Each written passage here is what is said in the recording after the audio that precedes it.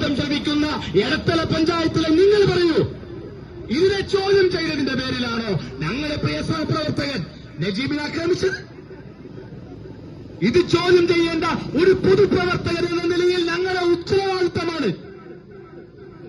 അത് ഞങ്ങളെ തല്ലിയും ആക്രമിച്ചുമാണ് നിങ്ങളുടെ ഉദ്ദേശമെങ്കിൽ കയ്യും കെട്ടി നോക്കിയിരിക്കാൻ ഞങ്ങൾക്കാവില്ല എന്ന് മാത്രം അടിവരയിട്ട് പറയുകയാണ്.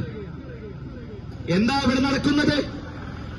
ഇന്നലെ അദ്ദേഹം ഇവിടെ നിന്ന് അദ്ദേഹത്തിന്റെ വീട്ടിലേക്ക് പോകുമ്പോൾ വീടിന്റെ തൊട്ടടുത്ത് വെച്ചല്ലേ അദ്ദേഹത്തെ മർദ്ദിക്കുന്നത്? എന്തിന്റെ പേരില്ല? അവിടെ കൊണ്ടുപോയി വേസ്റ്റിട്ടതിന്റെ പേരിൽ അതിൽപ്പെട്ട 6 പേരിൽ ഒരാളുടെ പേര് നജീബ് പറഞ്ഞിട്ടുണ്ട്.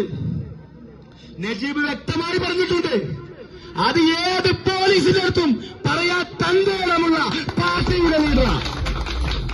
അതിലൊന്നും മാറ്റമില്ല കേട്ടോ. ഞങ്ങളൊക്കെ പേടിച്ച് വിറങ്ങലിച്ച് മാനത്തിലൊതുക്കുമെന്ന് ഏതെങ്കിലും തെമ്മാടികൾ വിചാരിച്ചെങ്കിൽ നിങ്ങൾക്ക് തെറ്റിപ്പോയി. ഇത് വേറെ പാർട്ടി, അബ്ദുൽ നാസർ മൗലവിന് നേതൃത്വം കൊടുക്കുന്ന പാർട്ടിയാ. അത് ഓർമ്മ വേണം, ഓർമ്മ വെച്ച് കളിക്കണമെന്നാ എനിക്ക് നിങ്ങളോട് പറയുവാനുള്ളത്. അദ്ദേഹത്തെ ആക്രമിക്കുന്നത് എങ്ങനെയാ? ഇപ്പൊ അവരൊരു പരാതി കൊടുത്തിരിക്കുന്നു. എന്താ? അവരെ ആക്രമിച്ചു. 6 പേര് 5 പേര് പിടിച്ചു കൊടുക്കുന്നു, ഒരാള് മർദ്ദിക്കുന്നു. ആ രീതിയിലല്ലേ നജീബിനെ ആക്രമിച്ചത്? എന്നിട്ട് അവരെ ആക്രമിച്ചു എന്ന് പറഞ്ഞുകൊണ്ട് കള്ള പരാതി കൊടുത്തിട്ട് ഏതോ ഒരു ഹോസ്പിറ്റലിൽ അഡ്മിറ്റായി എന്ന രാവിലെ എന്നോട് പോലീസ് പറഞ്ഞത്.